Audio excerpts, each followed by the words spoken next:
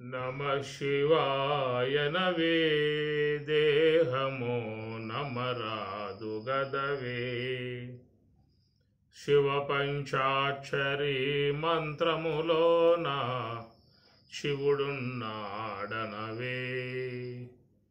శివజీవైక్య సంధానము తెలిసితే శివ శివ శివ శివ శివాయనవే నమః శివాయనవే దేహము నమరాదు గదవే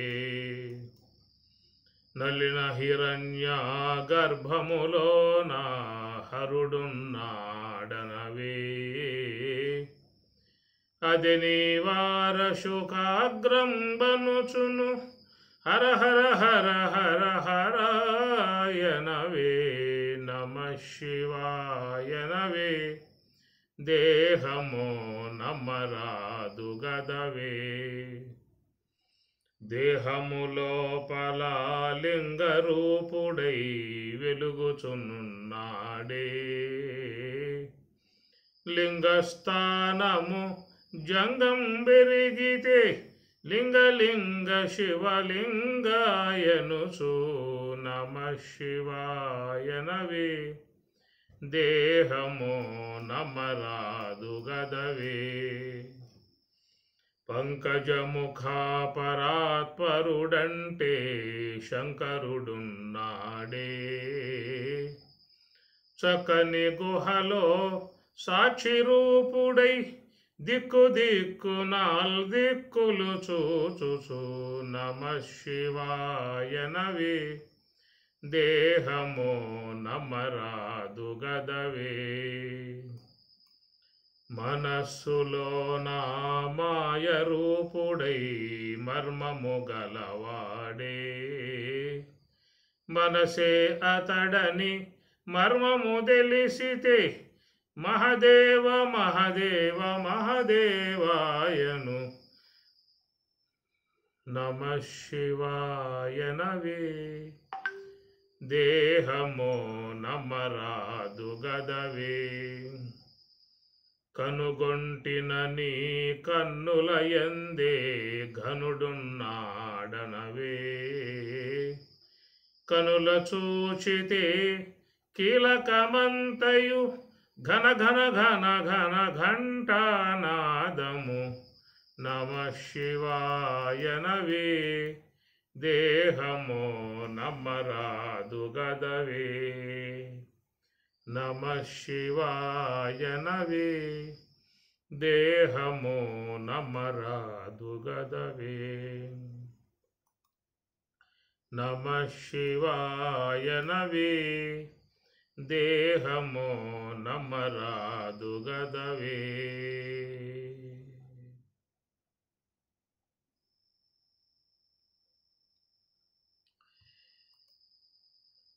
ఈశావాస్యోపనిషత్తు ఉపనిషత్తు అనేటువంటిది మరి ఈశ్వర ప్రోక్తమై ఉండటం కారణంగా మొదటి ఉపనిషత్తులో ఈశా సర్వేశ్వరుణ్ణి స్మరించుకుంటూ ప్రారంభింపబడుతున్నటువంటి ఉపనిషత్ జ్ఞానం ఈశావాస్యమిదం సర్వం యత్కించ జగత్యాం జగత్ తేన త్యక్తేన భుంజీథా మా గృధః కస్య స్విద్ధనం కుర్వన్నేవేహ కర్మాణి జిజీవిషేత్తు శతం సమాః ఏవం త్వయి నాన్యతే తోస్తి న కర్మ లిప్యతే నరే అసుర్యానామతే లోకా అంధేన తమసావృతాః తాంస్తే ప్రేత్యాభిగచ్చంతి ఏకే చాత్మహనో జనాః అనేజదేకం మనసో జీవీయో నైవద్దే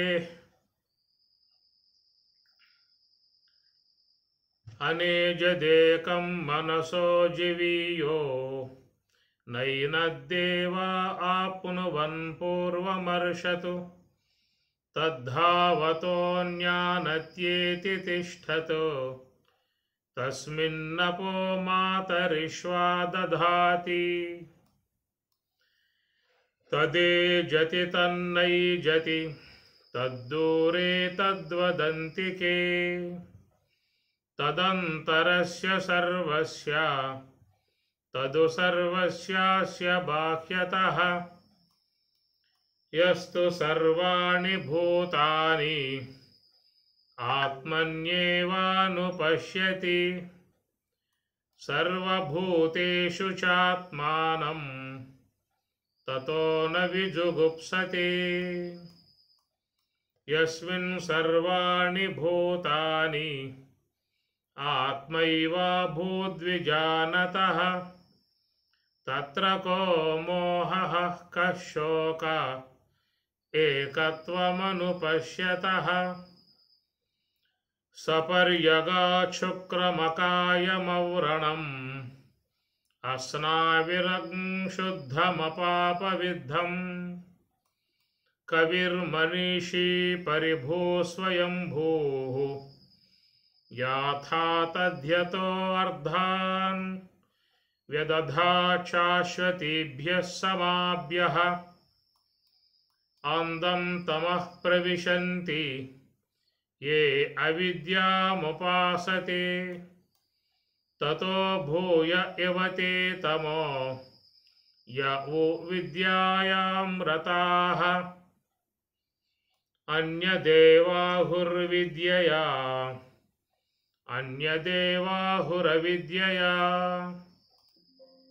इति शुश्रमधीराणाम्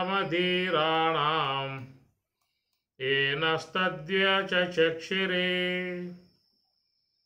विद्यां च यस्तद्वेदो भयं सः अविद्यया मृत्युं तीर्त्वा विद्ययामृतमश्नुते अन्धं तमः प्रविशन्ति ये असम्भूतिमुपासते ततो भूय एव ते तमो य वो सम्भूत्याग्रताः अन्यदेवाहुस्सम्भवात् अन्यदेवाहुरसम्भवात् इति शुश्रमधीराणाम् येनस्तद्व्यचक्षिरे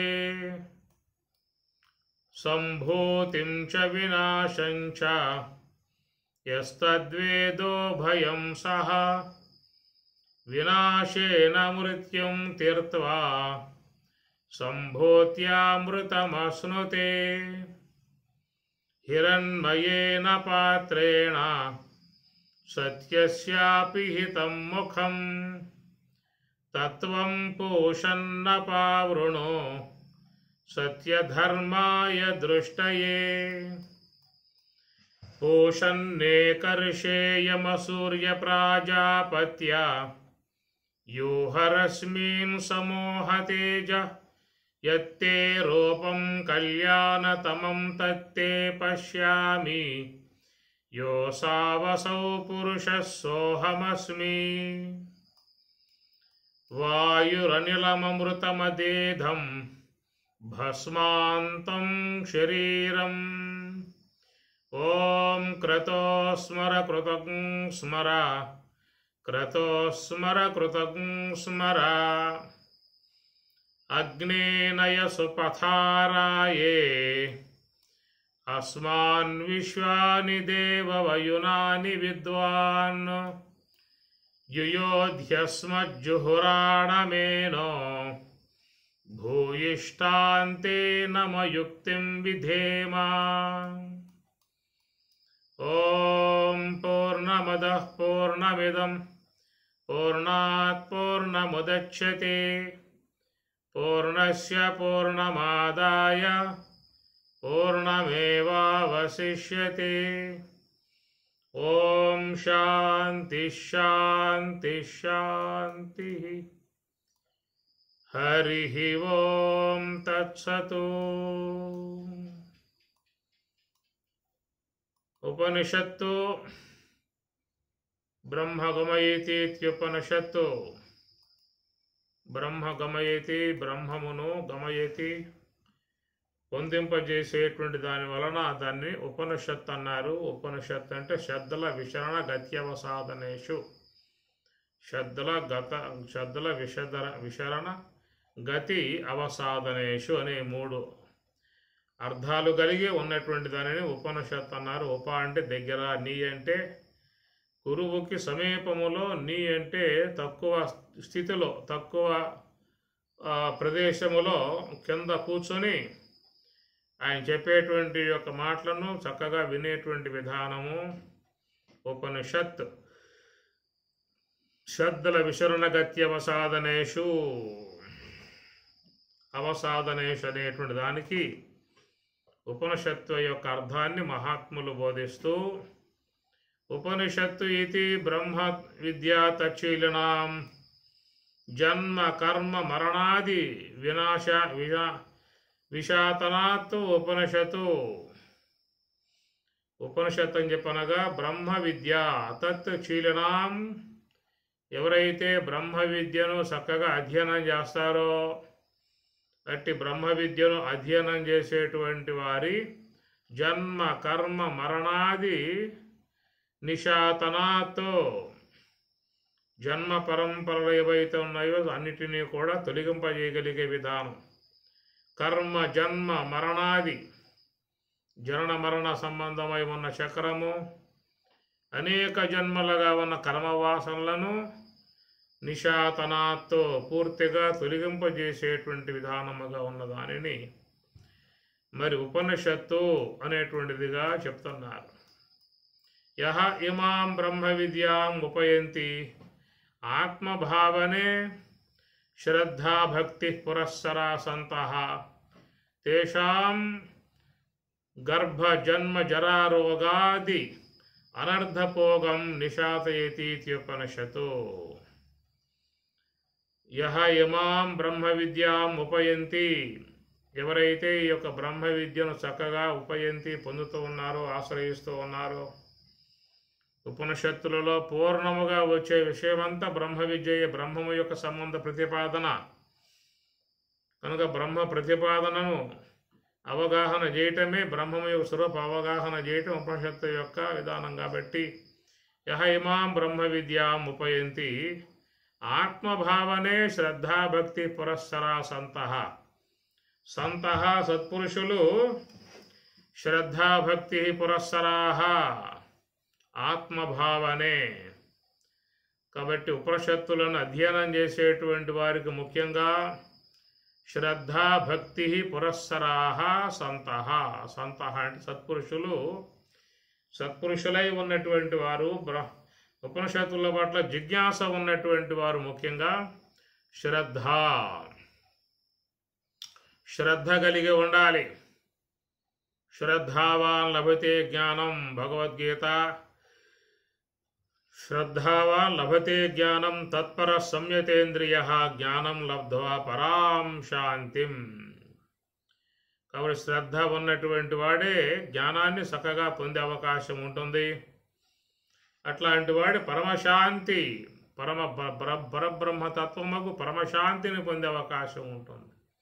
శ్రద్ధాభక్తి, కాబట్టి గురువు పట్ల భక్తి, శాస్త్రం పట్ల శ్రద్ధ అనేటువంటి ముఖ్యంగా ఉండాలి. భగవద్భక్తి, గురుభక్తి ఇవన్నీ కూడా కలిగి ఉన్నప్పుడే మరి ఇటు సర్వోన్నతమై ఉన్నటువంటి ఈ ఉపనిషత్ జ్ఞానాన్ని అందుకోవటానికి అవకాశం ఏర్పడుతుంది. తేషాం గర్భ జన్మ జరారోగాది అనర్ధపోగం.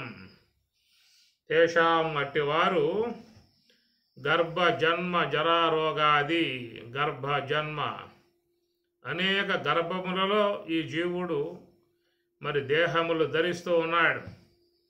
అనేక శరీరాలలో, అనేక దేహాలలో ప్రవేశించి అనేక శరీరాలని పొందుతున్నటువంటి జీవుడు గర్భజన్మ జరారోగాది మరి పుట్టిన తర్వాత జరా రోగాది జరా రోగములు ఇవి కూడా వ్యక్తిని ముఖ్యంగా పీడించేటువంటివిగా ఉంటాయి. అందువల్ల అనేక వ్యాధులు ఈ శరీరం ద్వారా ప్రబలి అనేక దుఃఖములు పొందింపజేసే విధానము.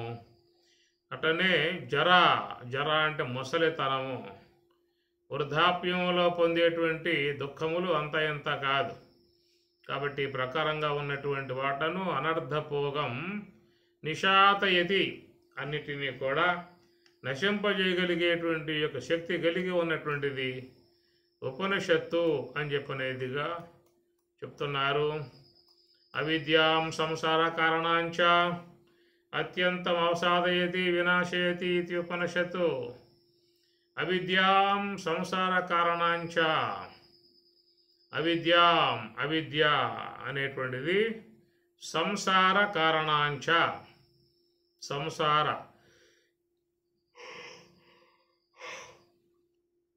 భవరూపమై ఉన్నటువంటి యొక్క సంసార కారణాంచ అవిద్యాం అత్యంత అవసాదయతి వినాశయతి. అట్టి సంసార అనగా భవసాగరానికి మూల కారణమై ఉన్నటువంటి ఏ అవిద్య ఉన్నదో, అజ్ఞానం ఉన్నదో, అట్టి అజ్ఞానమును పూర్ణముగా తొలగింపజేయగలిగేటువంటిది ఉపనిషత్తు అన్నారు. ఉపనిషన్నం అస్యాం పరం శ్రేయ ఇది ఉపనిషత్తు. ఉపనిషత్తు అనేటువంటిది అస్యాం పరం శ్రేయ, అస్యాం ఈ పరం శ్రేయ అనగా మోక్షాన్ని ప్రసాదించేటువంటిది ఉపనిషత్తు అని చెప్పని ఈ ప్రకారముగా ఉపనిషత్తుల యొక్క సంబంధమై ఉన్నటువంటి అంశాన్ని, ఉపనిషత్తు అంటే ఏమిటో ఆ భావాలు మనకి మహాత్ములు తెలియజేసిన విధానము. ఉపనిషత్తులు అని చెప్పని అంటే అవి కేవలం నివృత్తి మార్గంలో ప్రయాణం చేసేవారికి ఉపకరించేటువంటి ఉపనిషత్తులు. అంటే దగ్గర, భగవంతునికి దగ్గరగా మరి చేర్చేటువంటి యొక్క విధానము ఉపనిషత్తులు. భగవంతుని యొక్క స్వరూప విధానాలని తెలియజేసేటువంటి ఉపనిషత్తులు. యతో వాచో నివర్తంతే అప్రాప్య మనసా సహా, వాక్కులకు కానీ మనసుకు కానీ అందకుండగా ఉన్నటువంటి స్వరూపము భగవంతుడు. ఇంద్రియ అగోచరుడు. మరి ప్రకారంగా ఇంద్రియములకు తెలియబడకుండా ఉన్నటువంటి స్వరూపాన్ని ఒక శాస్త్రము ద్వారానే, ఉపనిషత్తుల ద్వారానే మనం ఆ యొక్క తత్వాన్ని అవగాహన చేసుకోవాల్సి ఉంటుంది. ఈ ప్రకారముగా జగతి నారారు తత్వములకు అవ్వలనున్న తత్వంబు ఎవ్వడెరుగు, శివుడు గురు రూపమున వచ్చి చెప్పకున్నా, నవ్యతర భోగి శ్రీ సదానంద యోగి.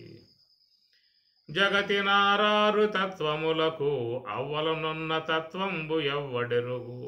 36 తత్వాలు ఉన్నాయి ఈ విశ్వంలో. కనుక 20 తత్వాలు పంచకరణ చెప్పుకొచ్చే విధానము, ఆ తర్వాత ఉన్నటువంటి పంచతన్మాత్రలు, ఇవన్నీ కలుపుకుంటే 36 తత్వాలు ఉన్నటువంటివి. వాటికి అవతల ఉన్న స్వరూపము బ్రహ్మము. అన్నింటికీ కూడా మరి అన్ని ఆవరణాలు, పైన ఉన్నటువంటి మూతలు, మరి వాటికి అతీతముగా అవతల ఉన్నటువంటి స్వరూపము బ్రహ్మము. అలాంటి ఆ బ్రహ్మము యొక్క విషయం మరి మనకి తెలియాలని చెప్పి అన్నట్లయితే, శివుడు గురు రూపమున వచ్చి చెప్పకున్నా, ఆ శివుడే, పరమశివుడే గురు రూపములో వచ్చి ఆయన బోధించేటువంటి యొక్క విధానము. శివుడు గురు రూపమున వచ్చి చెప్పకున్నా తెలిసే అవకాశాలు లేవు. కాబట్టి ఆ నిర్వికారమై, నిరాకారమై, స్వప్రకాశమై, అనంతమై, వ్యాపకమై ఉన్నటువంటి సమస్త శాసకుడై ఉన్నటువంటి ఈశ్వరుడు ఈ యొక్క మహాత్ములు ధ్యానము ద్వారా యోగ సమాధిని పొంది ఉంటారో అలాంటి వారి ద్వారా ఆయన లోకానికి జ్ఞానాన్ని అందిస్తున్నటువంటి విధానము. కాబట్టి ఉపనిషత్తులను మంచిగా అధ్యయనం చేయాలి. దాంట్లో ఎంతో మరి గంభీరమై ఉన్నటువంటి పరమార్థ తత్వములతో చేరి ఉన్నటువంటి విషయాలు, చాలా లోతైన భావాలు ఉపనిషత్తులలో ఉండేటువంటి యొక్క విధానము. అటు ఉపనిషత్తులు అర్థం చేసుకోలేరేమో వీరు అనేటువంటి దయతో సర్వేశ్వరుడు మరి కృష్ణ పరమాత్మ యొక్క రూపముగా వచ్చి భగవద్గీత రూపముగా ఆయన లోకానికి అందించాడు. ఆ భగవద్గీత కూడా ఉపనిషత్తుల యొక్క సారమే. ఎందుకంటే ఉపనిషత్తులు అనేటువంటి అంత సులభముగా అర్థమయ్యే రీతిలో లేవు కాబట్టి అది మహాత్ముల ద్వారా వినగలిగితేనే వాటి యొక్క విషయాలు తెలియబడే అవకాశం ఉంటుంది. కనుక మరి అలాంటి గురువులు అందరికీ ఎక్కడ లభిస్తారు అనేటువంటి విధానములో సర్వేశ్వరుడే కరుణ కలిగి సమస్త మానవుల పట్ల దయగలిగి భగవద్గీత అనేటువంటి గ్రంథాన్ని మనకి ఉపనిషత్తుల సారమైన గ్రంథం అందించారు. అందువల్ల మరి ఉపనిషత్తులు సమస్త శాస్త్రాలకు మూలం. మనకు ఎంతమంది మహాత్ములు ఉన్నారో, శంకరాచార్యుల వారు ఆయన 150 గ్రంథాల పైగా లోకానికి అందించాడు అంటే దానికి మూలం ఉపనిషత్తులు. 33,000 శ్లోకాలు కలిగి ఉన్నటువంటి యోగ వాసిష్టాన్ని వశిష్ఠ భగవానులు అందించాడు అంటే దానికి మూలం ఉపనిషత్తులు. వేదాంత పంచదశి విద్యారణ్య స్వాముల వారు అందించారు అంటే దానికి మూలం ఉపనిషత్తులు. అట్లా వివేక చూడమని, మహావాక్య దర్పణం, ఉపదేశ సాహసర్ లాంటి గ్రంథాలని శంకరులు అందించారంటే దానికి మూలం ఉపనిషత్తులు. నైష్కర్మ్య సిద్ధి సురేశ్వరాచార్యుల వారు అందించారు అంటే దానికి మూలం ఉపనిషత్తులు. అట్లా ఈ ప్రకారముగా ఏవైతే ఉన్నాయో అద్వైత సంబంధమై ఉన్న గ్రంథాలు అన్నింటికీ కూడా మూలం ఉపనిషత్తులు. ఉపనిషత్తులు లేకపోతే అసలు గ్రంథాలే ఉండేవి కావు. ఉపనిషత్తులు మూలము కాబట్టి అవి చక్కగా భగవతత్వాన్ని బోధించేటువంటివిగా ఉన్నాయి.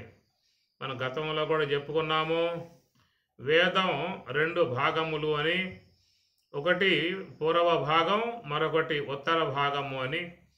పూర్వ భాగములో ఈ కర్మకాండ అంతా వస్తుంది. యజ్ఞములు, యాగములు, పూజలు, దేవతా సంబంధ స్తోత్రములు, స్తుతులు, ఇవన్నీ పూర్వ భాగంలో వచ్చే విధానం. అది కర్మోపాసనలుగా చెప్పారు. ఉత్తర భాగమే ఉపనిషత్తులు. 1,108 ఉపనిషత్తులుగా చెప్తారు. కానీ మనకు లభ్యమయ్యే ఉపనిషత్తులు 108 ఉపనిషత్తులు మాత్రం లభ్యమవుతూ ఉన్నాయి. ఎవరైనా ఇంట్రెస్ట్ ఉన్నట్లయితే వాళ్ళు 108 ఉపనిషత్తులు గల గ్రంథాలని తెప్పించుకోవచ్చు. అడ్రస్సు నేను కావాలంటే మీకు ఇస్తాను.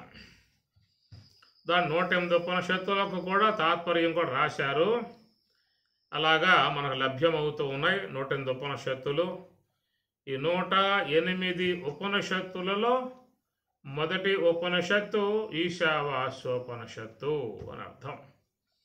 కాబట్టి దీన్ని బాగా మీరు మంత్రాలని తప్పులు లేకుండా అధ్యయనం చేయండి. కావాలంటే మీరు ఈ ఉపనిషత్ మంత్రాలని చక్కగా చెప్పించుకోవచ్చు. పదచ్ఛేదన కూడా రావాలి, ప్రతి పదార్థం కూడా రావాలి. ఇంకా విశేషముగా ఉన్నటువంటి యొక్క అర్థాలు కూడా తెలుసుకున్నట్లయితే ఎంతో జ్ఞానం కలిగే అవకాశము ఏర్పడుతుంది అని తెలియజేసుకుంటూ ఈశావాస్యోపనిషత్తులోకి ప్రవేశిస్తూ ఉన్నాము. ఈశావాస్యోపనిషత్తు మంత్రములు మొత్తం 18. అది బాగా చిన్న ఉపనిషత్తు అని అన్నాము అంటే అది మాండూక్యోపనిషత్తు. అది 12 మంత్రాలే. ఈశావాస్యం 18 మంత్రాలు. కాబట్టి 18 మంత్రాలు కలిగి ఉన్నటువంటి ఈశావాస్యోపనిషత్తుని మహాత్ములు ముందుగా పెట్టుకొని వాళ్ళు ఆవిర్భావం చేసుకున్నారు. ఈశా, కేన, కట, ప్రశ్న, ముండ, మాండక్య, ఐతరేయ, బృహదారణ్యక, తైత్రేయ, ఐతరేయ, బృహదారణ్యక అని 10 ఉపనిషత్తులు. కైవల్యోపనిషత్తు, స్కందోపనిషత్తు, అమృత బిందోపనిషత్తు, అమృతనాథోపనిషత్తు, హంసోపనిషత్తు, సన్యాసోపనిషత్తు, రామోపనిషత్తు, అన్నపూర్ణోపనిషత్తు, ఇట్లాగా అనేక ఉపనిషత్తులు ఉన్నాయి. వాటిల్లో మొదటి ఉపనిషత్తు మరి ఈశావాస్యోపనిషత్తు. ఎందుకంటే మరి గ్రంథారంభంలో దేవతా స్తుతి అనేటువంటిది ఉంటుంది. అట్లా లోకానికి చక్కటి జ్ఞానాన్ని అందించేటువంటి ఉపనిషత్తుల యొక్క విధానములో మొదటిగా ఈశ్వరుణ్ణి స్మరించుకుని ఉపనిషత్తుల్లోకి పోవాల్సి ఉంటుంది. ఓం ఈశావాస్యం అనేటువంటి మాట. ఓం ఈశాయ నమః. కాబట్టి ఈశ్వరుడు పరమేశ్వరుడు ఆయన అగ్రస్థానములో కూర్చుని ఉన్నాడు. అక్కడి నుంచి ఆయన లోకానికి దివ్యమై ఉన్నటువంటి జ్ఞానాన్ని అందించే విధానము. కాబట్టి ఈ యొక్క ఈశావాస్యోపనిషత్తులో మొదటి మంత్రంలోనే ఈశా అనే భగవంతుని స్మరణ కలిగి ఆరంభం చేసినటువంటి విధానము. కనుక ఈశ్వరుని వలననే సమస్త జీవులు జీవించి ఉన్నాయి. ఈ జగత్తంతా కూడా సర్వేశ్వరుని యొక్క అధీనములో ఉన్నది. ఆయన ఆజ్ఞ మేరకే విశ్వమంతా కూడా ప్రవర్తిస్తూ ఉన్నది. భీషాస్మాత్ వాతః పవతే భీషోదేతి సూర్య అని చెప్పనంటూ ఉపనిషత్తులు బోధిస్తూ ఉన్నాయి. భీషాస్మాత్ భగవంతుని సర్వేశ్వరుని యొక్క భయముతోనే,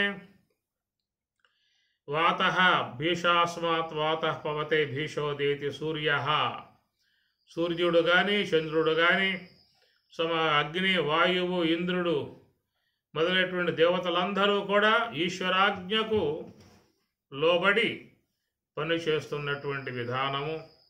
సమస్త శాసకుడు ఈశ అంటే ఈశ ఐశ్వర్యే, ఈశ ఈష్టే, సమస్తమును శాసించేటువంటి వాడు ఈశ్వరుడు.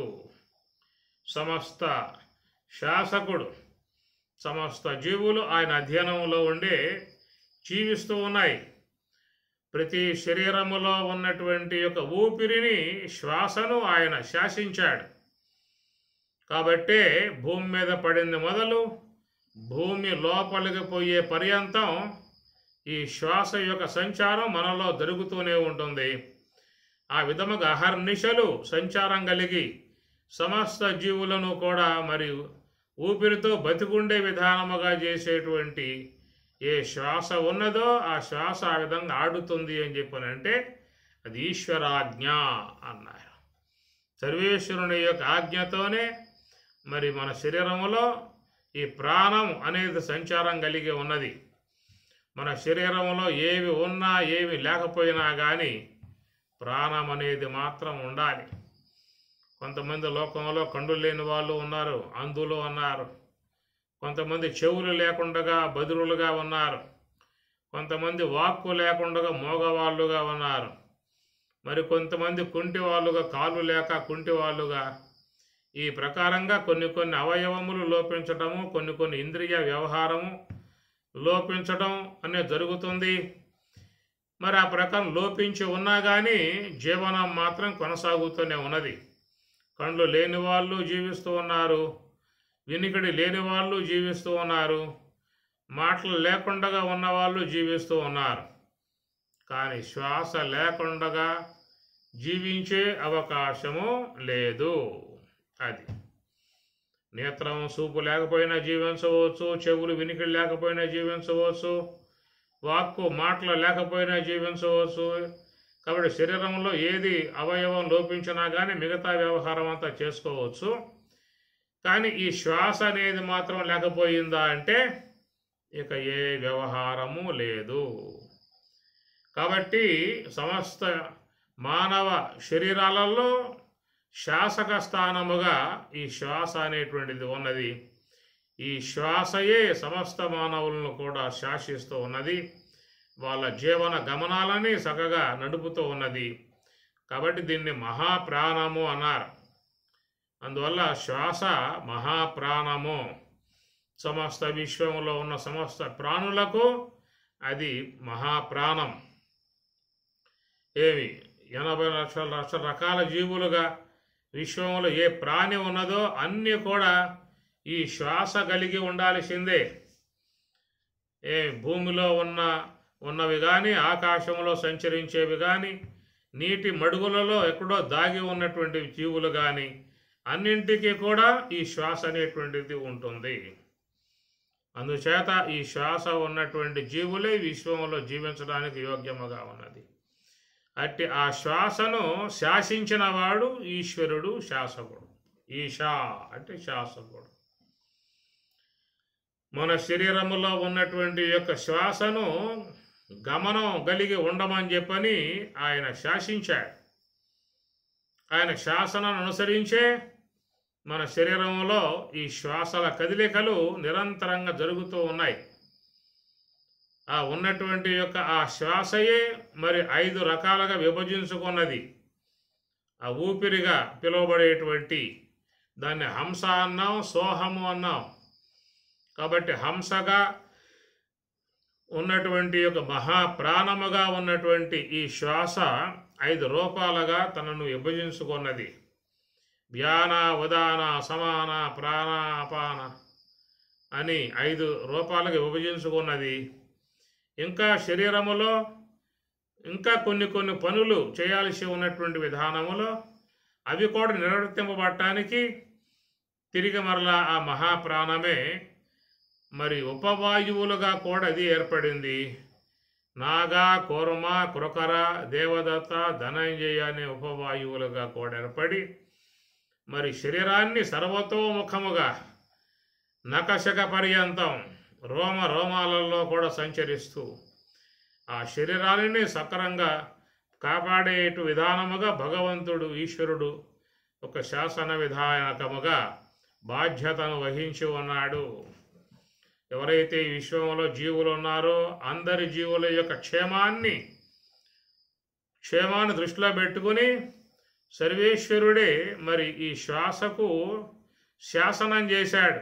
నిరంతరముగా నువ్వు సంచరిస్తూ అందరి శరీరాలను కూడా పవిత్రముగా ఉంచు, అందరి జీవితాలను కాపాడు అని చెప్పనే విధానముగా సర్వేశ్వరుని యొక్క ఈశ్వరుని యొక్క ఆజ్ఞతో ఏర్పడ్డటువంటి యొక్క ఊపిరి గమనించండి. నా ఊపిరి, నా ఊపిరి, నా ఊపిరి అని చెప్పి అంటూ ఉంటారు. అది నీ ఊపిరి కాదు. నువ్వు కేవలం లోకంలో ఉండటానికి, జీవించటానికి చక్కగా మంచి మార్గంగా ఏర్పాటు చేసినటువంటి యొక్క శ్వాస, ప్రాణం అది ఈశ్వరుని యొక్క ఆజ్ఞతో ఏర్పడ్డటువంటిది. ఈశా అంటే శాసకుడు అని శాసించాడు. సమస్త విశ్వాన్ని శాసించేటువంటి వాడు. మన శరీరంలో కూడా ఈశ్వర శాసనమే నడుస్తున్నది. నా దేహము అంటాం, నేను దేహము అంటాం, నా శరీరము అంటాం. ఇది కేవలం అభిమానాశ్రయముతో చెప్పేటువంటి మాటే కానీ అది నీ శరీరం కాదు. నీ శరీరములో ఏది కూడా నీ మాట వినేవి లేవు. అన్నీ కూడా ఈశావాస్యం ఇదం. ఈశ్వరుడి యొక్క శాసనానుగుణ్యముగానే మన శరీరములో అన్నీ కూడా పనిచేస్తున్నటువంటి విధానం. ఇందా చెప్పుకున్నట్లుగా ఈ ప్రాణం, మహత్ప్రాణం, నిరంతరముగా సంచరిస్తున్నటువంటి ప్రాణం ఈశ్వరుని యొక్క శాసనానుగుణ్యముగా అది గమనాగమనం కలిగి ఉన్నది. అట్లాగా శరీరములో ఉన్నవి అన్నీ కూడా ఈశ్వరాజ్ఞనే పనిచేస్తూ ఉన్నది. ఈశ్వరాజ్ఞయే కలిగి ఉన్నాయి. మీరు గమనించండి. కావాలంటే మీ శరీరంలో ఏ భాగాలైతే ఉన్నాయో అవన్నీ కూడా పనిచేస్తున్నాయి అని చెప్పనంటే వాటికి శాసకుడు ఈశ్వరుడు. లోపల మరి గుండె కొట్టుకుంటూ ఉన్నది, లంగ్స్ పనిచేస్తూ ఉన్నాయి, లివరు, కిడ్నీలు, ఇంకా అనేకటువంటి అన్నవాహికలు లాంటి ఎన్నో అహర్నిశలు పనిచేస్తున్నాయి అని చెప్పనంటే ఆ పని చేసే విధానముగా మరి ఆ సర్వేశ్వరుడు శాసనం చేశాడు. ఒకవేళ గుండె ఆగిందనుకో, మరి దాన్ని ఆడించే శక్తి నీకు లేదు. డాక్టర్లు కూడా ఆగిపోయిందాయా గుండె, ఇక తీసుకోబో అని చెప్పని అంటారు.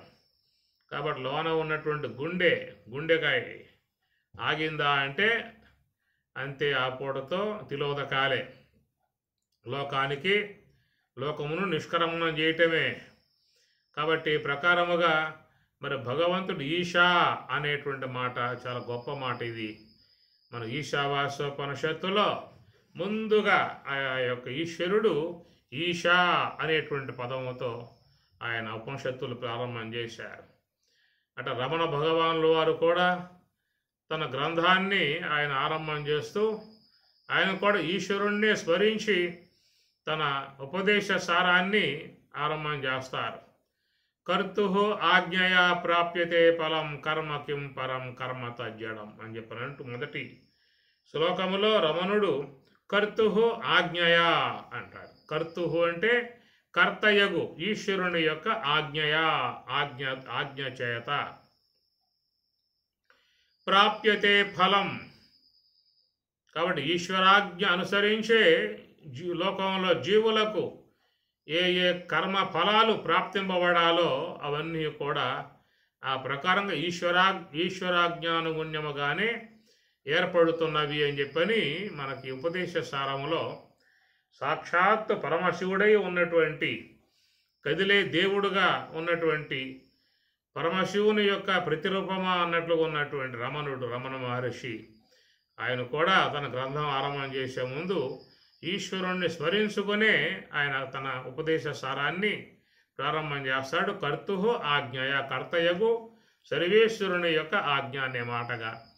ఇక్కడ కూడా ఉపనిషత్తులో కూడా మరి ఈశావాస్యంలో ఈశావాస్యం కాబట్టి ఈశ్వరుణ్ణి స్మరించుకోవటం అవుతున్నది. ఇది చాలా గొప్ప విషయము. ఎవరైనా ఏ శుభకార్యములైనా ఆరంభం చేసేదిగా ఉన్నట్లయితే ముందుగా సర్వేశ్వరుణ్ణి ప్రార్థించండి, సద్గురువుని జ్ఞాపకం చేసుకోండి, సర్వేశ్వరుణ్ణి జగన్మాతను ప్రార్థన చేసి ఎవరైతే ఆ కార్యములు ప్రారంభిస్తారో అట్టి వారి ఆ కార్యములు సాంగమంగళముగా నిర్వర్తింపబడే అవకాశం ఏర్పడుతుంది.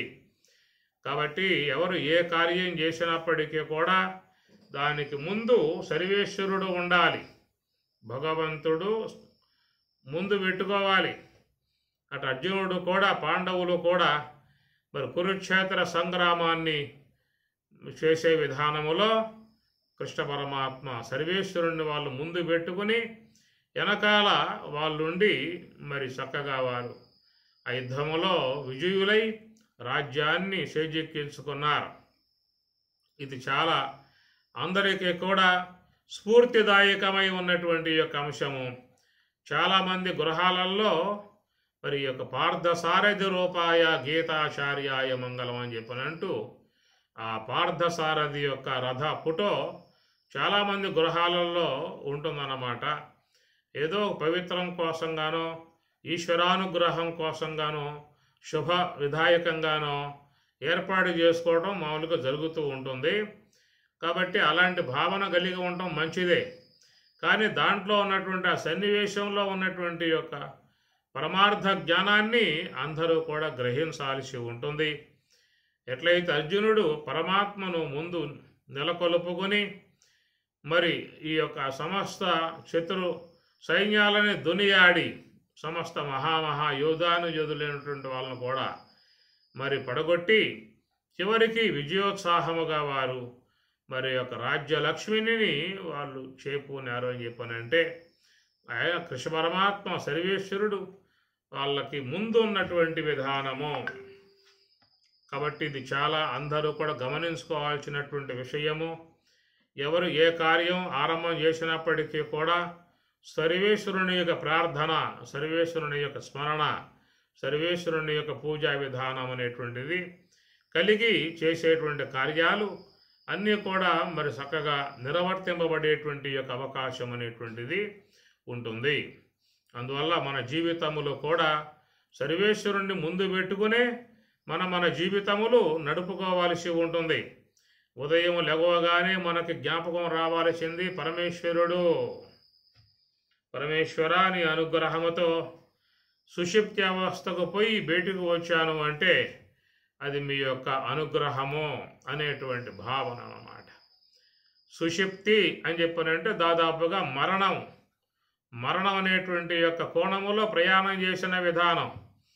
అన్కాన్షియస్ అక్కడ జ్ఞానేంద్రియములు, కర్మేంద్రియములు, అంతరేంద్రియములు ఏవి కూడా లేవు. ఎవరికి ఏ స్పృహ లేదు. ఎలాంటి యొక్క ఆలోచన లేదు. మరి ఇవన్నీ ఏమైపోయాయి? ఉన్నటువంటి యొక్క సంసారం, బిడ్డలు, భార్య, ఇంకా సంపాదించినటువంటి యొక్క సంపదలు, బ్యాంకులో పెట్టినటువంటి యొక్క సంపదలు అన్నిటినీ కూడా పూర్ణముగా మరి మస్తిష్కం నుంచి తుడిచిపెట్టేసినట్లుగా మొత్తం దూరం అయిపోయాయి. నిద్రపోయి చూడండి, ఏమన్నా మీకు తెలుస్తున్నాయేమో మరి గమనించండి. మొత్తం ఒక పెట్టున మొత్తం కూడా జారిపోతాయి అన్నమాట. అలాగా ఏదో వేరే లోకాలలోకి ప్రవేశించాం, వేరే యొక్క ప్రదేశాలకు వెళ్ళిపోయాం. అట్లా పోయినటువంటి యొక్క మనం తిరిగి మరలా మన యొక్క స్వదేశానికి వస్తూ ఉన్నాం, మన ఉన్న చోటకి వస్తూ ఉన్నాం. మనం ఏ దేహములో ఉన్నామో ఆ దేహంలోకి మళ్ళా ప్రవేశింపబడుతూ ఉన్నాం. తిరిగి మరలా ఆ దేహానికి అనుగుణ్యముగా అనుబంధముగా ఉన్నటువంటి వాళ్ళందరినీ కూడా మళ్ళీ తిరిగి కలుసుకోవటం జరుగుతుంది, వాళ్ళతో ముచ్చటించటం జరుగుతుంది.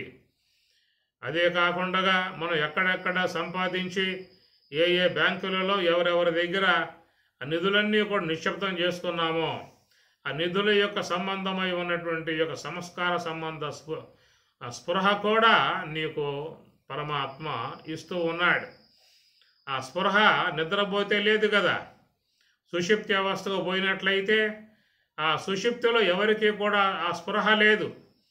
తాను కష్టపడి సంపాదించుకున్నటువంటి సంపదలు కానీ, తను ఎంతో ఇష్టముగా ప్రేమించేటువంటి సతీమణి కానీ, ఎంతో ఆప్యాయగా ఉన్నటువంటి యొక్క పుత్రులు కానీ, ఆత్మీయులై ఉన్నటువంటి యొక్క మిత్రులు కానీ, సమస్త సంపదలు కానీ ఇవన్నీ కూడా మొత్తం మస్తిష్కం నుంచి మొత్తం జారిపోయాయి. ఏ ఒక్కటి లేదన్నమాట. అలాగా జారిపోయినటువంటి యొక్క వాటను తిరిగి మరలా ఈశ్వరుడు మేలుకోగానే నీకు ఆ స్మృతి పదములో ఆ స్పృహ కలగజేస్తూ ఉన్నాడు. కాబట్టి పరమాత్మ చెప్పాడు, మత్తః స్మృతి అన్నాడు. మత్తః స్మృతి జ్ఞానం అపోహనం. ఇవన్నీ కూడా నా వలననే ఏర్పడుతున్నవి అని చెప్పని అన్నాడు. మత్తః స్మృతి అంటే మేలుకోగానే మనకన్నీ కూడా మళ్ళా యథావిధిగా జ్ఞాపకాలు వచ్చేస్తాయన్నమాట. స్మృతి జ్ఞానం అపోహనం. ఈ ప్రకారముగా ఇదంతా కూడా ఈశ్వరుని యొక్క అనుగ్రహముతో జరుగుతున్నటువంటి వ్యవహారము. కాబట్టి ఈశా అంటే మన జీవితంలో చాలా ముఖ్యమై ఉన్నటువంటి యొక్క అంశము. మన జీవితాన్ని నడిపించేటువంటి వాడు ఈశ్వరుడు. మనను సరైనటువంటి యొక్క దిశలో తీసుకుపోయేటువంటి వాడు ఈశ్వరుడు. అనుక్షణం వెంట ఉండి ఎల్లవేళలా కాపాడేటువంటి వాడు ఈశ్వరుడు. అందరి హృదయ క్షేత్రములలో ఆయన ఉండి సమస్త జీవుల్ని కూడా పరిరక్షణ చేస్తూ ఉన్నాడు. ఈశ్వర సర్వభూతానాం హృద్దేశే అర్జున తిష్టతి భ్రామయన్ సర్వభూతాని యంత్రారూఢాని మాయయా అని కృష్ణ పరమాత్మల వారు చెప్పిన మాట. ఈశ్వర సర్వభూతానాం హృద్దేశే, ఆ సర్వేశ్వరుడు సమస్త జీవుల హృదయమునందుండి అందరినీ కూడా ప్రకారంగా కాపాడుతూ ఉన్నాడు అన్నాడు. కాబట్టి ప్రకారముగా మనల్ని నిరంతరంగా రక్షించేటువంటి విధానముగా ఉన్నటువంటి ఈశ్వరుని పట్ల పరిపూర్ణటువంటి యొక్క భక్తి భావన కలిగి ఉండాలి, కృతజ్ఞత కలిగి ఉండాలి, స్మరణ కలిగి ఉండాలి, భగవద్ ఆరాధన కలిగి ఉండాలి, భగవత్ చింతన కలిగి ఉండాలి.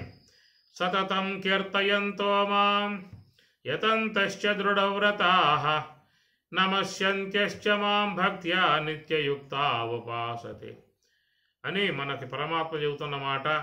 సతతం సతతం ఎల్లప్పుడూ కూడా భగవత్ స్మరణ, భగవత్ చింతన, ఈశ్వరుని పట్ల మరి ఆ యొక్క మనస్సును పెట్టి ఆయన్ని ధ్యానించే విధానం.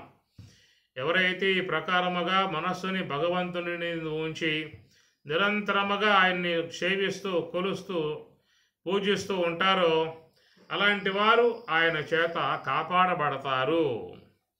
యోగక్షేమం వహామ్యహం అని పరమాత్మ చెప్పాడు.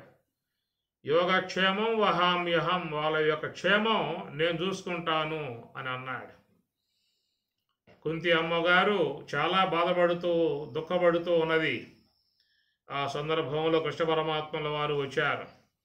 ఎందుకమ్మా బాధపడుతున్నావు, దుఃఖపడుతున్నావు అని చెప్పి అడిగితే ఆ కుంతిమాత మొరబెట్టుకున్నది, స్వామి మా బిడ్డలకు ఎవరు అండ దండ ఆధారం, ఎవరు కాపాడేది ఎవరు? 100 మంది కౌరవులు, పైగా భీష్ముడు ఆ పక్కే ఉన్నాడు, విదురుడు ఆ ప్రక్కనే ఉన్నాడు, ద్రోణాచార్యుల వారు మహా విలువిద్యా సంపన్నులు ఆ పక్క ఉన్నారు.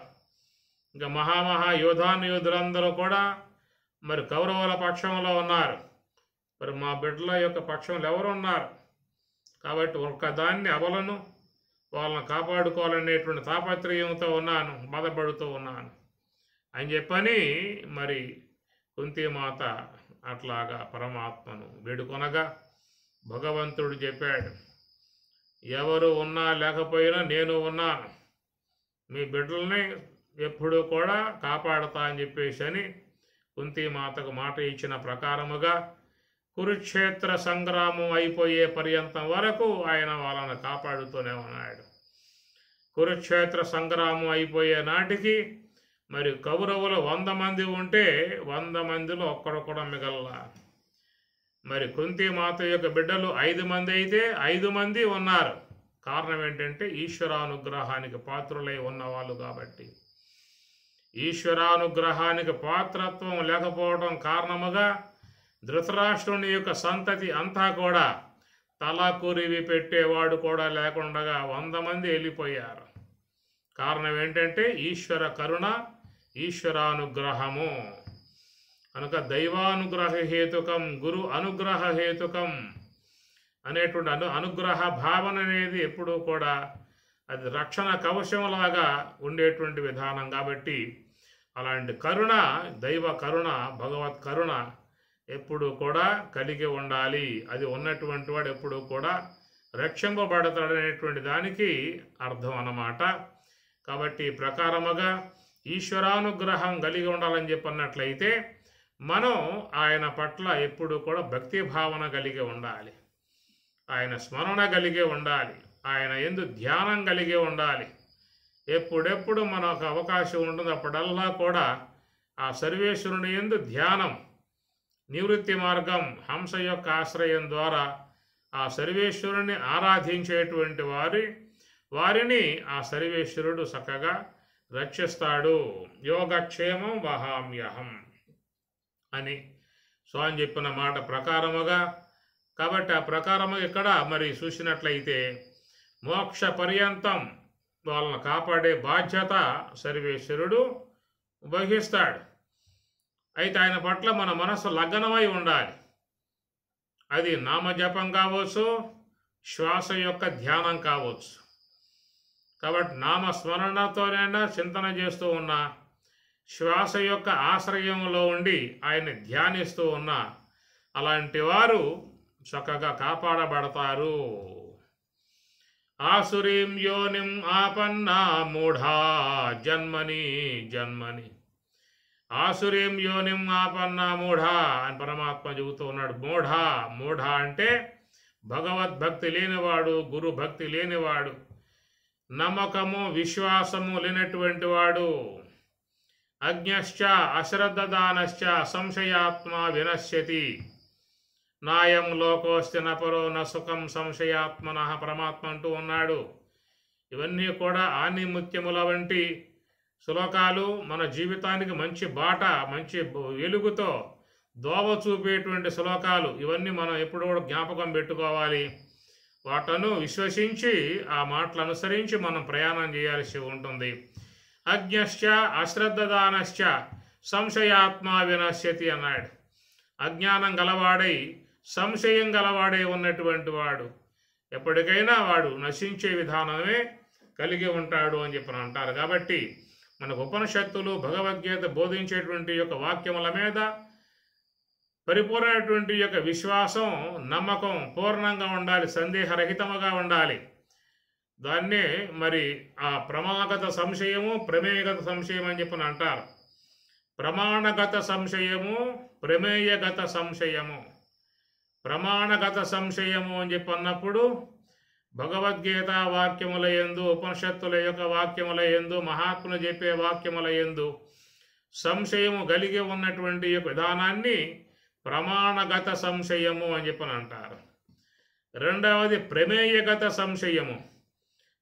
ప్రమేయము అని చెప్పనంటే ధ్యానము చేసినప్పుడు ఆ ధ్యానములో మహాత్మ నివృత్తి మార్గంలో పయనించి 4వదగు యోగ సమాధి యందు బ్రహ్మము యొక్క అనుభవాన్ని పొంది వాళ్ళు వచ్చి మనకి యొక్క ఈ తత్వ సంబంధమైన అంశాన్ని బోధిస్తూ ఉన్నారు. కాబట్టి ఏ యొక్క తురీయమునందు బ్రహ్మము విషయముగా గోచరిస్తుందో, బ్రహ్మావలోకనం కలుగుతుందో, అలాంటి యొక్క బ్రహ్మము యొక్క విషయమునందు మరి ఆ యొక్క నివృత్తి మార్గ విషయమునందు సంశయం కలిగి ఉన్నటువంటి యొక్క దానిని ప్రమేయగత సంశయము అని చెప్పనేదిగా చెప్తారు. దీని మీద ఇంకా చాలా విస్తృతమై ఉన్నటువంటి యొక్క అంశాలు కూడా చెప్పేటువంటి యొక్క విషయం ఉన్నది. కాబట్టి అందుచేత పరమాత్మ చెబుతూ ఉన్నాడు, నమ్మకం, గురువాక్యంపై నమ్మకం, శాస్త్రవాక్యంపై నమ్మకం, ఈశ్వరుని మీద మరి విశ్వాసం, నమ్మకం, సర్వేశ్వరుని అస్తిత్వమునందు పరిపూర్ణముగా ఉన్నటువంటి యొక్క నమ్మకం, మానవులకు ఈ యొక్క భౌతికముగా వ్యవహారములో ఉన్నటువంటి వాటిలో ఉన్నంత నమ్మకం, విశ్వాసం మరి ఈశ్వరుని యందు ఉండదు. ఈశ్వర శాసనమై ఉన్నటువంటి ఉపనిషత్తుల యందు ఉండదు. ఇవన్నీ శంకిస్తారు. ఇవన్నీ కేవలం కల్పన మాత్రముగా ఉన్నటువంటివి. ఎలాంటి యొక్క వికాస జ్ఞానం లేని కాలములో వాళ్ళు అరణ్యాలలో రాసుకున్నటువంటి యొక్క వాక్యాలు అవి ఈనాడు కూడా అయ్యే పట్టు కూసున్నారు అన్న విధానముగా మరి ఆ వాక్యముల పట్ల విశ్వాసం లేని విధానము, సర్వేశ్వరుని యొక్క అస్తిత్వమునందు కూడా నమ్మకం లేకుండగా దేవుడు ఎక్కడున్నాడు, ఉంటే కనపడడా అనే విధాయకాలుగా మరి భగవద్ అస్తిత్వాన్ని కూడా శంకించి సందేహించే విధానం లోకంలో ఉంటుంది. కాబట్టి ప్రకారముగా శాస్త్ర వాక్యములందు సర్వేశ్వరుని యొక్క అస్తిత్వమునందు ఎప్పుడు కూడా మానవులు సంశయం కలిగి ఉంటారు. కానీ భౌతికముగా ఉన్నటువంటి వాటిల యందు మాత్రం పూర్ణముగా విశ్లేషిస్తారు. డాక్టర్ వద్దకు పోయారు, ఎక్స్రే తీశాడు, అయా నీ యొక్క ఉదరంలో పెద్ద వ్రణము లేచింది, అది ఇంకా బాగా ముదిరిపోయిందా అంటే నువ్వు ఉండవు భూమి మీద అని చెప్పనే విషయం చెబుతా డాక్టర్ గారు. అయ్యా ఏం చేయాలి మరి, ఆపరేషన్ చేయాలి, పొట్ట కొయ్యాలి, పుండు తీసేయాలి, కనుక దాదాపుగా 2 లక్షల పైగా అవుతుంది ఖర్చు, పెడతావా అని చెప్పి అడుగుతారు. దానికి సిద్ధపడి 2 లక్షలు పట్టుకువచ్చి డాక్టర్ గారి యొక్క చేతిలో డబ్బు పోసి నిర్భయంగా పోయి ఆ యొక్క మరి అక్కడ పొడుకుంటున్నాడు. పోయి డాక్టర్లు కత్తి పెట్టి పొడుస్తారు, పరపరా కోస్తారు. ఈ విధంగా చేసినా కానీ మరి నన్ను వీళ్ళు బతికిస్తారు అన్నటువంటి నమ్మకం పూర్ణంగా ఉండబట్టే కదా వాళ్ళు కత్తులు కటారులు పట్టుకోచుకొని మరి ఆ పొట్టలో బాగా గుచ్చి పరపరా కోసి నానా బీభత్సం చేసే వ్యవహారం అంతా కూడా మరి వానికి దాని యందు పూర్ణమైన విశ్వాసం ఉన్నది. వాళ్ళు ఏం చేసినా, కోసినా, కత్తిరించినా, ఏం చేసినా కానీ డాక్టర్ కాపాడుతాడు, రక్షిస్తాడు, మనం బతికి బయటపడతాం అన్నటువంటి నమ్మకం ఉండబట్టే 2 లక్షలు ఆయన చేతుల్లో పోసి ఆ బెడ్ మీద పడుకొని వాడు దాన్ని సిద్ధపడుతున్నాడు అంటే నమ్మకం ఉండబట్టే కదా. కత్తులు పెట్టి పొట్ట కోసి మొత్తం పేగులు మొత్తం బయటికి లాగి ఇవన్నీ చేసినా కానీ రక్షించేటువంటి వాళ్ళయ్యా వీళ్ళు అన్న నమ్మకం అన్నమాట. కాబట్టి అట్టి నమ్మకం మరి మానవునికి సర్వేశ్వరుని యందు లోపించింది. అన్ని విధాలా కాపాడుతున్నవాడు, మాతృ గర్భములో నవమాసాల వాడికి అన్ని అవయవాలు సమకూర్చినవాడు, అన్ని మరి అమరికలన్నీ కూడా ఏర్పాటు చేసి వాడి ప్రాణం పోసి అక్కడి నుంచి విశ్వంలోకి తీసుకువచ్చి నిరంతరంగా వానికి అండగా ఉంటూ మరి కాపాడుతూ రక్షిస్తూ ఉన్నటువంటి సర్వేశ్వరుని పట్ల మాత్రం మానవునికి నమ్మకం ఉండదు. కాబట్టి ప్రకారముగా ఈశావాస్యం, అందువల్ల మానవులు ముఖ్యంగా భగవంతుని యందు ఒక పరిపూర్ణమైనటువంటి యొక్క నమ్మకం, విశ్వాసం, శ్రద్ధ అనేది పెట్టాల్సి ఉంటుంది.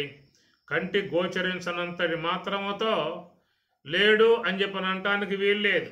నేను కనపడ్డా దేవుడేమైనా ఎప్పుడైనా చూసావా దేవుడిని ఉన్నాడని చెప్పి అంటూ ఉన్నావు, నీ కంటి కనబడ్డాడా ఎప్పుడైనా? నీకు దర్శనం ఇచ్చాడా అనే విధాయకాలుగా ప్రశ్నలు వేస్తారు. కనపడకపోయినంత మాత్రముతో లేడనేటువంటి యొక్క మాట వాడే అవకాశాలు లేవు. ఎందుకంటే మనకి ఈ యొక్క గాలి అనేది మనకేం కనపడటం వల్ల, గాలి ఉందా అంటే ఉన్నది అంటూ ఉన్నారు. మరి ఉందని చెప్పి అంటున్నావు కదా, నువ్వు చూసావా గాలిని చెప్పి అడిగితే నేను చూడలేదు అంటాడు. మరి చూడకుండా ఎట్లా ఉందని చెప్పి అంటూ ఉన్నావు? కంటి కనపడితే కదా ఉందంటానికి. అయ్యా కంటి గోచరించలేదు, నా యొక్క చర్మానికి గోచరించింది కనుక దాని రూపం లేకపోయినా, నేత్రానికి తెలియబడకపోయినా ఆ గాలి యొక్క స్పర్శ నా చర్మం గుర్తించింది కనుక చర్మం ద్వారా తెలియబడింది కాబట్టి నేను గాలిని ఉందా అని చెప్పని అంటూ ఉంటాడు. సరే గాలి ఏదో నీకు చర్మానికి తోకింది ఉందని చెప్పి అంటూ ఉన్నావు, బాగానే ఉన్నది. మరి ఆకాశం రూపం లేదు కదా, ఆకాశం కంటికి గోచరించే వస్తువు కాదు కదా, మరి ఆకాశం ఉందా లేదా అడిగితే ఆకాశం ఉందండి అంటాడు. మరి ఉందని చెప్పి అన్నావంటే నేత్రంతో చూసే ఉందని చెప్పి అంటూ ఉన్నావా? కాబట్టి నేత్రాన్ని గోచరించేది కాదు ఆకాశం. కాబట్టి ఆ విధంగా నేత్ర గోచరం కాకపోయినా మన యొక్క సంచారం, నిరంతరముగా జరిగే సంచారానికి ఆకాశమే అవకాశం ఇస్తూ ఉన్నది. ఆకాశం అవకాశం ఇవ్వబట్టే ఎక్కడికైనా నువ్వు పోగలుగుతున్నావు, రాగలుగుతున్నావు. ఏ దేశానికైనా పోగలుగుతున్నావు, రాగలుగుతున్నావు అంటే ఆకాశం నీకు అవకాశం ఇచ్చింది కాబట్టి. కాబట్టి ఆ ప్రకారముగా నేత్రానికి తెలియబడేదిగా లేదు. కానీ నీ వ్యవహారానికి, నీ రాకపోకలకు మరి అదే కారణం, ఆకాశమే కారణం. అది ఉండబట్టే నీకు రాకపోకలు ఏర్పడతా ఉన్నాయి. ఆ విధముగా ఆకాశం కనపడకపోయినా కానీ దాని యొక్క వ్యవహారంలో నువ్వు మరి గమనం చేసుకుంటూ ఉన్నావు. కాబట్టి ఆకాశం ఉన్నదా అని చెప్పనంటే అందరూ కూడా ఉంది అంటారు. నువ్వు చూసే ఉందని చెప్పుకుంటున్నావంటే నేను చూడలేదు, కానీ నా గమనానికి అది అవకాశం ఇచ్చింది కాబట్టి దాన్ని బట్టి నేను ఆకాశం ఉందంటున్నాను అన్నాడు. సరేనాయా, నీ గమనానికి అవకాశం ఇచ్చింది కాబట్టి ఆకాశం ఉందని చెప్పి అంటున్నావు.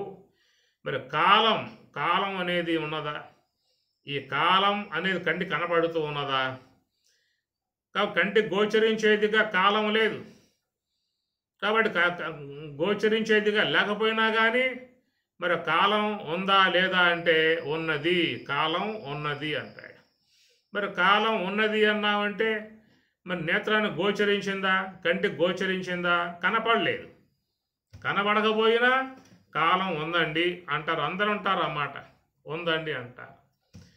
కాబట్టి మన నేత్రానికి తెలియబడకుండా ఉన్నటువంటి ఏ గాలి ఉన్నదో ఆ గాలి కనపడకపోయినా ఉందని నమ్ముతూ ఉన్నాం. ఆకాశం కనపడకపోయినా ఉందని నమ్ముతూ ఉన్నాం. కాలం సర్వవ్యాపకత్వం కలిగి ఉన్న కాలం కనపడకపోయినా ఉందని చెప్పని అంటూ ఉన్నాం. అట్లాగే భగవంతుడు అనే విషయము కూడా అది మహాత్ములు చెప్పేటువంటి మాట. మన యొక్క అవగాహనలో, మన యొక్క అనుభవములో చేరి ఉన్న అంశాలు.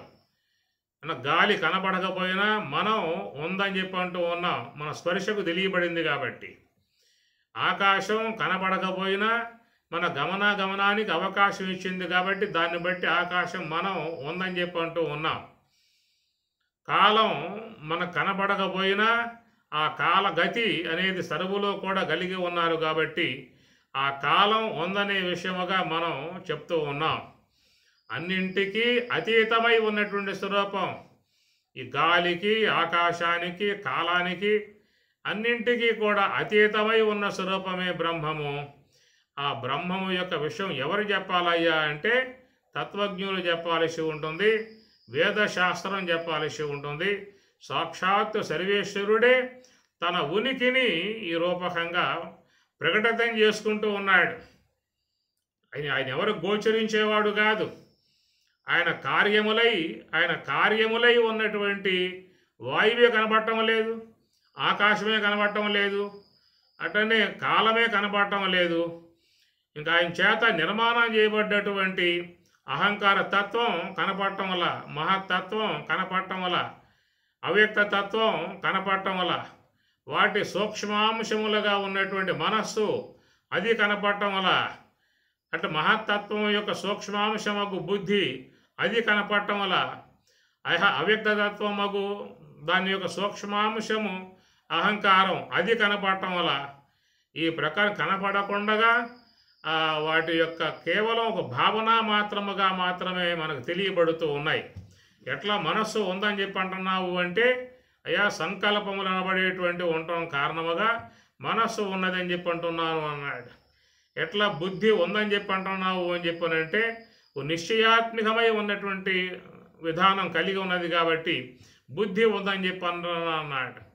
అహంకారం ఎట్లా ఉందని చెప్పి అంటున్నావు అంటే, అభిమానించేటువంటి అభిమాన వృత్తి ఉంది కాబట్టి ఆ వృత్తిని బట్టి అహంకారం ఉందని చెప్పని అంటున్నాను అన్నాడు. ఇట్లాగా రూపరహితమై ఉన్న కంటి గోచరించేవిగా లేకపోయినా కానీ మనకు మన పరిధిలో తెలియబడేటువంటివిగా ఈ వాయువు, ఆకాశము, కాలము, మనస్సు, బుద్ధి అనేటువంటి మనకు ఎట్లయితే మన యొక్క పరిధిలో దృశ్యరూపముగా లేకపోయినప్పటికీ కూడా మనకు అవి ఉన్నాయనేటువంటి యొక్క ఉనికి మనకు ఒక స్థిరత్వ భావన ఎట్లా కలిగిందో అట్లా మహాత్ములు తపస్సు చేసి ధ్యానము చేసి నివృత్తి మార్గంలో ప్రయాణం చేసి ఒకనొక స్థితిని, దాని యోగ సమాధిగా ఉన్నటువంటి స్థితిని వాళ్ళు పొందారు. మనం పొందేది జాగ్రత్త అవస్థ, స్వప్నావస్థ, సుషుప్తి అవస్థ వరకే మనం పోయేది. మహాత్ములు ఈ 3 అవస్థలు దాటి అవస్థాత్రయ అతీతం అన్నారు. 4వ అనుభవముగా ఉన్న తురియ యోగ సమాధిలో ఉన్నారు కాబట్టి వాళ్ళు ఆ శివతత్వాన్ని గుర్తించగలిగారు, భగవంతుని యొక్క అస్తిత్వాన్ని గుర్తించగలిగారు. కాబట్టి వాళ్ళ అనుభవం నుంచి ఏర్పడ్డటువంటి యొక్క అంశం భగవంతుని యొక్క అంశము. నామరూపరహితమై ఉన్నటువంటి భగవంతుడు మహాత్ములకు యోగ సమాధి స్థితిలో తెలియబడ్డ విధానమైతే, మన యొక్క పరిధిలో మీ యొక్క ఈశ్వర కార్యములుగా ఉన్నటువంటి వాయువు, ఆకాశము, కాలము ఇవన్నీ కూడా మన పరిధిలో మనకి అవగాహనలోకి వస్తూ ఉన్నాయి. ఈ ప్రకారముగా సమస్త విశ్వానికి శాసకుడుగా ఉన్నటువంటి సర్వేశ్వరుడు తన యొక్క అస్తిత్వ ఉనికిని ఇక్కడ ఈ ఉపనిషత్తు ద్వారా ముందుగా తనను తాను ప్రకటింపజేసుకుని ఉపనిషత్ అంశాలని ప్రారంభం చేయబోతూ ఉన్నారు. ఈశావాస్యం, ఓం ఈశావాస్యం, ఈశాయ నమః, ఈశ్వరాయ నమః అన్నట్లుగా ఈశావాస్యోపనిషత్తులో సర్వేశ్వరుడు లోకానికి ఉపనిషత్ జ్ఞానాన్ని అందిస్తూనే ముందుగా తన యొక్క అస్తిత్వపు ఉనికిని ఈ ప్రకారముగా తెలియజేసుకొని ఆ తర్వాత దాని సంబంధమై ఉన్న విషయాలని తెలియజేస్తారు స్వామివారు. ఓం సహనా భవతు, సహనౌ భునక్తు, సహ వీర్యం కరవావహై, తేజస్వినావధీతమస్తు మా విద్విషావహై. ఓం శాంతి శాంతి శాంతి. హరి ఓం తత్సతు. శ్రీ గురుభ్యో నమః. హరి ఓం.